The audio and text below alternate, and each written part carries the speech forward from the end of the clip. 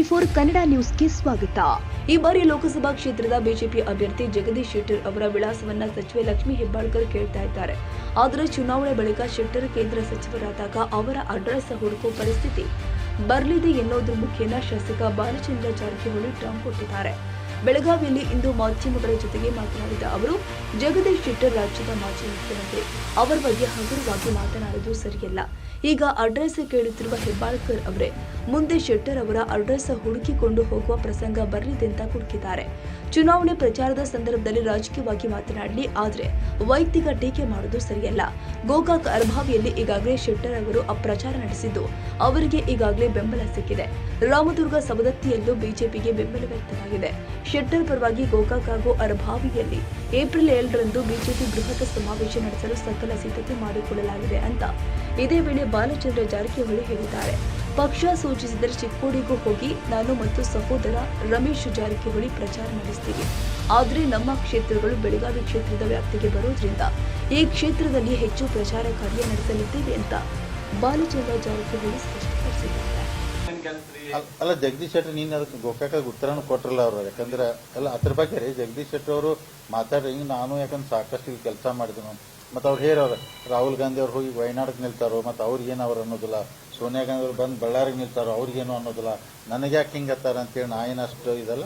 ಇಲ್ಲಿ ಭಾಳ ಕೆಲಸ ಮಾಡಿದ್ದೀನಿ. ಯಾಕಂದ್ರೆ ಸುವರ್ಣ ಸೌಧ ಆಗುತ್ನಾಗ ಅವರೆಲ್ಲ ಸ್ಪೀಕರ್ ಇದ್ರು. ಆಮ್ಯಾಗ ಉದ್ಘಾಟನೆ ಮಾಡಿದ್ನಾಗ ಅವರ ಮುಖ್ಯಮಂತ್ರಿ ಇದ್ದೀರಿ. ಜಗದೀಶ್ ಶೆಟ್ಟರ್ ಒಳ್ಳೆ ಕೆಲಸ ಮಾಡಿ ಪಾಲಿಟಿಕ್ಸ್ ಅನ್ಕೊಳ್ಳಿ. ಮತ್ತು ಈಗ ಕೆಲವೊಂದು ವಿಷಯ ಮಾತಾಡೋರು ಏನು ಮಾಡೋದು.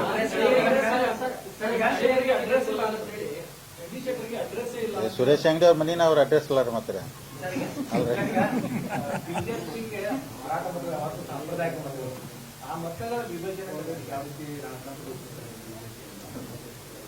ಅದು ಬಿಜೆಪಿ ಇನ್ನು ನೋಡ್ಬೇಕಲ್ಲ, ಮೀಟಿಂಗ್ ಮಾಡ್ಕೇಸಿ ಅದಕ್ಕೆ ಯಾವ ತರಾಗ ನೋಡ್ರಿ ಯಾರು ಮತ್ತೆ ಯಾರು ಹಿಡಿದಿಡಕಾಗ್ತದ್ರಿ. ಅವ್ರು ಯಾರ ಮೈಂಡ್ ಹೆಂಗಿರ್ತೈತೆ ಹಂಗೆ ಓಟ್ ಹಾಕ್ತಾರ ಅವರು.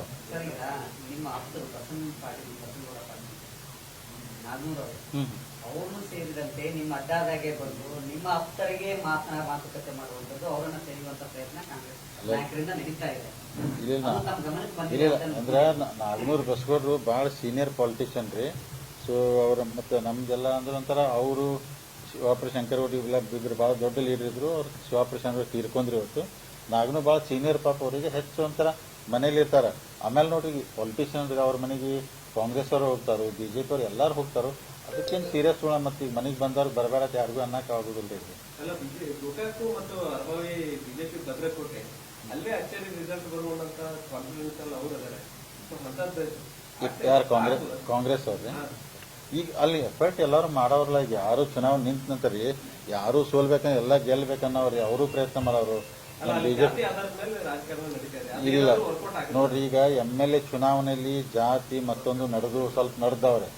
ಈ ಚುನಾವಣೆಯಲ್ಲಿ ನರೇಂದ್ರ ಮೋದಿ ಅವ್ರ ಮುಖ ನೋಡಿ ಜನ ಓಟ್ ಹಾಕೋರು. ಇದು ದೇಶದ ಚುನಾವಣೆ, ನರೇಂದ್ರ ಮೋದಿ ಅವ್ರ ಚುನಾವಣೆ.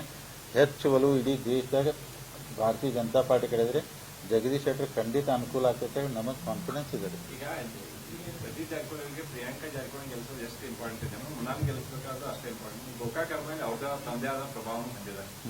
ಅದೇ ಬಿಜೆಪಿ ಹಿನ್ನೆಲೆ ಅಲ್ಲ ಈಗ ಇರ್ತದೆ ನೋಡ್ರಿ. ಈಗ ಅವ್ರ ಎಫರ್ಟ್ ಅವ್ರು ಮಾಡ್ತಾರೆ, ನಮ್ಮ ಎಫರ್ಟ್ ನಾವು ಮಾಡ್ಬೇಕಾಗ್ತೈತಿ. ನಾ ಏನಿಲ್ಲ, ಯಾವಾಗೂ ಲೋಕಸಭಾದಾಗ ಬೆಳಗಾವಿ ಪಾರ್ಲಿಮೆಂಟ್ ಇರ್ಬೋದು ಅಥವಾ ಅರ್ಭಾವಿ ಗೋಕಾಕ್ ವಿಧಾನ ಜಾಸ್ತಿ ಫೇವರ್ ಬಿಜೆಪಿಗೆ ಆಗೈತೆ. ನೀವು ಹಿಂದಿಂದೆಲ್ಲ ನೋಡ್ಕೊತ ಬಂದ್ರೆ 19 ಚುನಾವಣೆಯಲ್ಲಿ ಅದ ಜಾಸ್ತಿ ಆಗಿದೆ.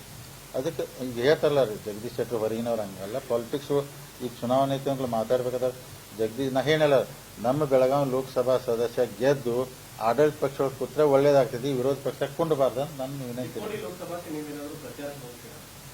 ನಮ್ಗೇನು ಅಲ್ಲಿ ಕರೆದಿಲ್ರಿ, ನಮ್ಮ ಪಾರ್ಲಿಮೆಂಟ್ ಬೆಳಗಾವಿ ಇಲ್ಲೇ ಮಾಡ್ತೀವಿ ನಾವು.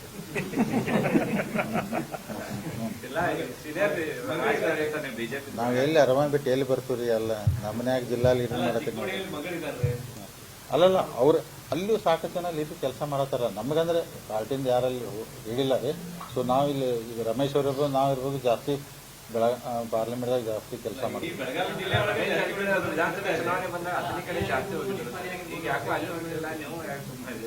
ಯಾರ್ರಿ ಹೋಗಿಲ್ಲ ರಮೇಶ್ ಅವ್ರಿ? ಪಾರ್ಟಿ ಅವ್ರು ಕರೆದ್ರೆ ಹೋಗ್ತಾರೆ ರೀ. ಅಲ್ಲಿ ಇನ್ನೂ ಆ ಥರ ಏನು ಕೇಳಿದಂತ ಕಾಣೋದಿಲ್ಲ ಅವ್ರಿಗೆ.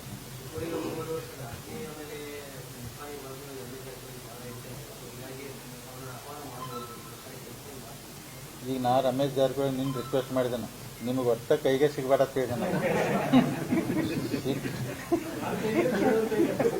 ಸಿಗಬೇಡ ಅಂತ ಹೇಳಿದ್ರೆ ಒಟ್ಟೆ ಸಿಕ್ಕರೆ TRPನೂ ಹಾಯ್ ಆಗಿಬಿಡ್ತೈತಿ, ಮತ್ತು ಯಾರು ಬೀಳ್ತಾರೋ ಯಾರು ಗೆಲ್ತಾರೋ ಗೊತ್ತಾಗೋದಿಲ್ಲ. ಹಿಂಗೆ ನೀವು ಗೋಕಾಕ್ ಕರ್ಬಾಯಿ ಬಿಟ್ಟು ಬೆಳಗಾವಿ ಮತ್ತು ಲೋಕಸಭಾ ಬೇರೆ ಕಡೆ ಮಾಡ್ತಿಲ್ಲ ಸೌದತ್ತಿ ರಾಮದುರ್ಗ ಎಲ್ಲ ರೀ ಮಾಡ್ತೀವಿ. ನಾವು ನಿನ್ನಿದನ್ನು ಸ್ಟಾರ್ಟ್ ಮಾಡಿದ್ವಿ ರೀ. ಮತ್ತು ಏನಾರ 7 ತಾರೀಕು ನಾವು ಅಂದ್ರೆ ಮೂಡಲಿಗೆ ಒಂದು ಫಂಕ್ಷನ್ ಮಾಡ್ತೀವಿ, ಗೋಕಾಕ್ ಮಾಡ್ತೀವಿ. ಸೊ ನಾವು ಅಂದ್ರೆ ಏನಿಲ್ಲ ರೀ, ಇಡೀ ದೇಶದ ಮೋದಿ ಅವ್ರು ನೋಡಿ ಚುನಾವಣೆ ನಡೆದಿದೆ ರೀ.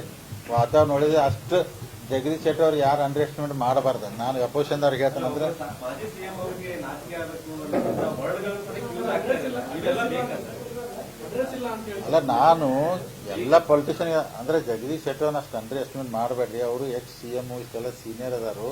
ಸೊ ನಾಳೆ ಬೆಳಗಾವಿ ಪಾರ್ಲಿಮೆಂಟ್ ಗೆದ್ದು ಸೆಂಟ್ರಲ್ದಾಗ ಮಿನಿಸ್ಟರ್ ಆದ್ರೆ ಅವಾಗ್ರಿ ಎಲ್ಲರೂ ಅವ್ರ ಮನೆಗೆ ಹೋಗ್ತಾರೆ, ಅವಾಗ್ರಿ ಮನೆ ಅಡ್ರೆಸ್ ಹುಡ್ಕೊಂಡು ಹೋಗ್ತಾರೆ ಅವಾಗ.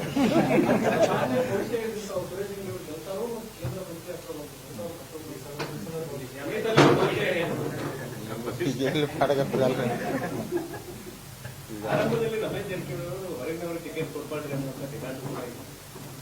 ಅವ್ರೆಲ್ಲಿ ಹೇಳಿಲ್ರಿ. ಅವರು ನಾವು ಅಲ್ಲ, ನಾವೆಲ್ಲ ರೀ ಪಾರ್ಟಿ ಯಾರಿಗೆ ಕೊಡ್ತಾರ ಅವಾಗೆಲ್ಲ ಮಾಡೋಣ ಕೆಲಸ, ಯಾಕೆ ಇದನ್ನು ನಾವು ಎಲ್ಲರಿಗೂ ಹೇಳಿದ್ವಿ ಅದು.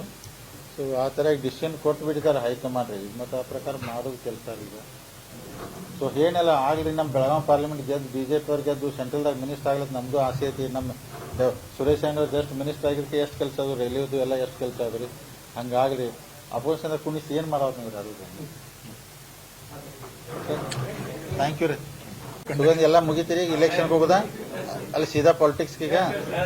ಈಗ ಕೇಳ್ರಿ, ಲೋಕಸಭಾ ಚುನಾವಣೆ ನಿನ್ನೆ ಅಂದ್ರೆ ಫಸ್ಟ್ ಟೈಮ್ ಜಗದೀಶ್ ಶೆಟ್ಟರ್ ರೀ ಗೋಕಾಕ್ ಮತಕ್ಷೇತ್ರ, ಅರ್ಬನ್ ಮತಕ್ಷೇತ್ರ ಅಂದ್ರೆ ಎಲ್ಲ ಮಠಾಧೀಶ ಅವ್ರಿಗೆ ರೀ ಮತ್ತು ಅಲ್ಲೆಲ್ಲ ಪ್ರಮುಖರಿಗೆ ಭೇಟಿ ಆಗ್ಬೇಕಾದ್ರೆ ನಿನ್ನೆ ಎಲ್ಲ ಕ್ಷೇತ್ರ ಎಲ್ಲ ಕಡೆ ಅಡ್ಡಾಡ್ ಅವ್ರು ಅಂದ್ರೆ ರೆಸ್ಪಾನ್ಸು ಚಲೋ ಸಿಗ್ತಾವ್ರಿಗೆ ರೀ.